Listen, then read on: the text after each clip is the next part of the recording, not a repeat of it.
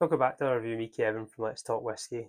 Another new bottle, another birthday gift that I've got, and it's unopened, so I'm going to get this open first, and we'll have a wee chat and give it a wee minute or so to breathe, and then I'll let you know what it is.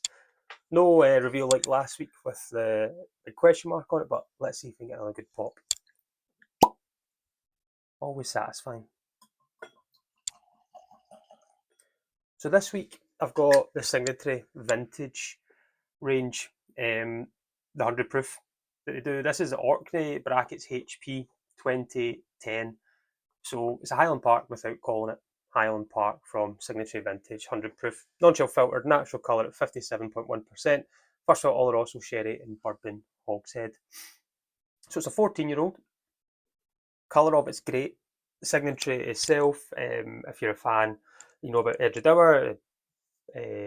The guys, the brothers, Symington brothers, bought over, I think, the independent side of it in 2002, and then Edgedower has just been running as it is, just a tiny, tiny wee distillery in Perthshire.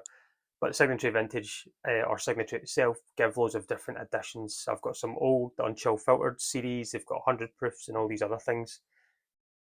This is a Highland Park, Orkney, so looking at a Highland region, even though it's a wee island there. I've not had much Highland Park. I do sometimes when I'm out. I'll have a wee dram here and there. It's nice enough. They're owned by Edrington, so that's Macallan and Glenrothes. They've more or less came out to say that they want to make these brands the kind of elite brands.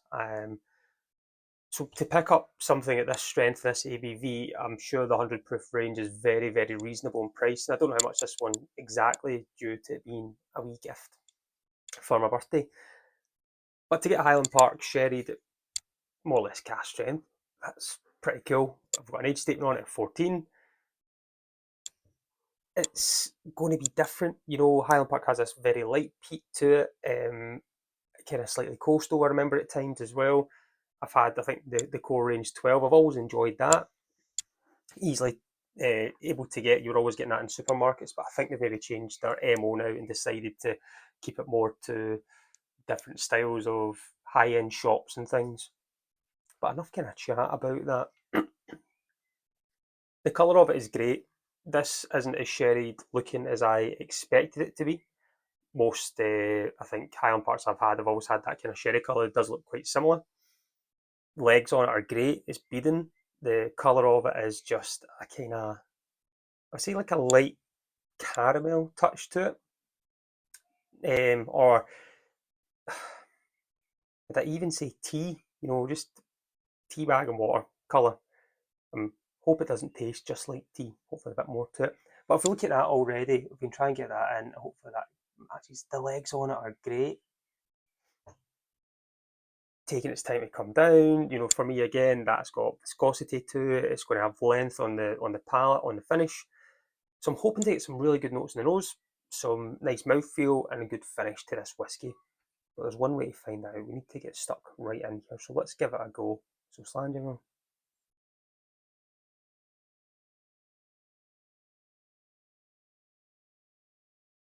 It's definitely, I would say it's got to be a long finishing sherry or a very active cask. I know it says, I think it says refill cask as well, or first of all also in bourbon hogsheads.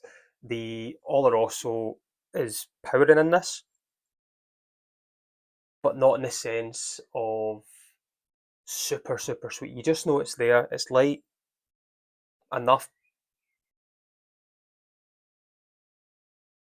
That potpourri, that kind of flower, that garden style, the lighter, maybe mushed fruits as well, like your red fruits, more on the kind of raspberries. It's got a weird kind of like blackcurrant, mushed, muddled mash, muddled. Let me try and say this again.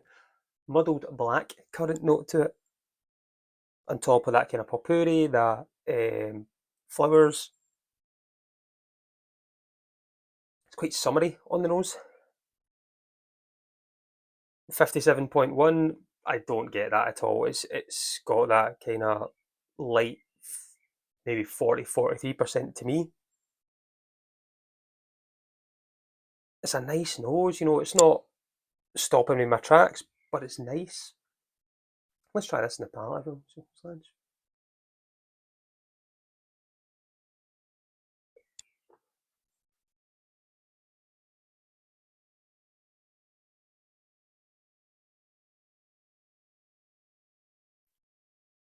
A little bit dry, a wee bit of spice, buttery. There's like a, it's very dry and it's long. I'm trying to think what that is. There's something there I can't pin.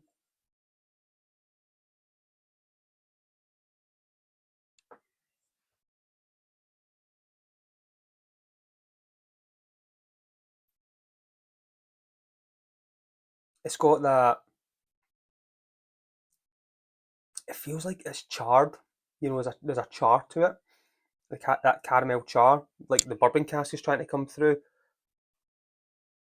It's very dry in the finish. Very long. Good mouthfeel. Tiny bit of spice coming through.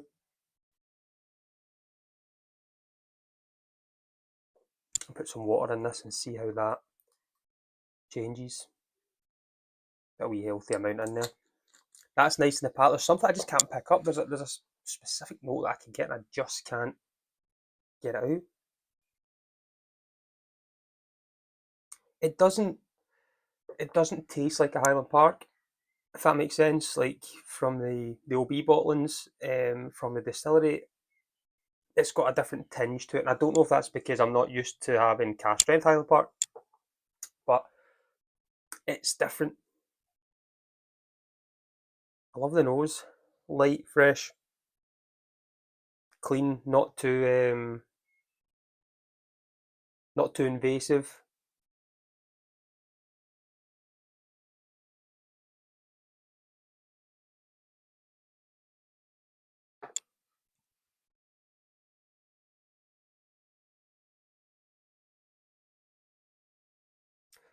It's maybe like a soft cherry drop, like flat Dr Pepper, tiny bit. I know it's quite a strong flavour. Dr Pepper. It's got that tiny wee tinge. Um, Caramel, slight note is there as well. Still staying dry, which I like that. That wee finish to it. You know, I keep smacking my lips to try and get all the flavour away. It's a nice dram. I think this is one that's going to have to open up. I think it's got a lot more to give. I've noticed that with a lot of the whiskies when I review them, when I do a first initial thought with it, once it starts to go down a little bit, the majority of them open up to something superb. And I might do a wee video on that soon. Pick a few and I'll do a change in how that's happened. This is going to be one that's going to be in it. I like this. I think it's different. It's sherried, but not as sherried as I thought it was going to be. It's an active sherry cask, I think, personally. Good nose, good mouthfeel, lots going on, but I think this has to open up just a little bit, that little bit more, because I think this is going to be a cracker, and it's just taking its time to get out of this bottle. But I think I need to go and sit with this one. You know what I do? I go sit and I go and try a little bit more, and I break it down. I take more time on it instead of sitting here for 10 minutes and trying to break it down. So I'm going to give it a little bit more time to breathe and get stuck into it a wee bit more. But let me know if you've had any of this, the Signatory Vintage, what you think about it, about the 100 proof edition stuff, and if you ever had this one itself, and do your notes taste similar to what I'm getting from this? Be good to hear your thoughts. But again, thanks for tuning in, thanks for joining. As always, join me next week. Let's talk whiskey.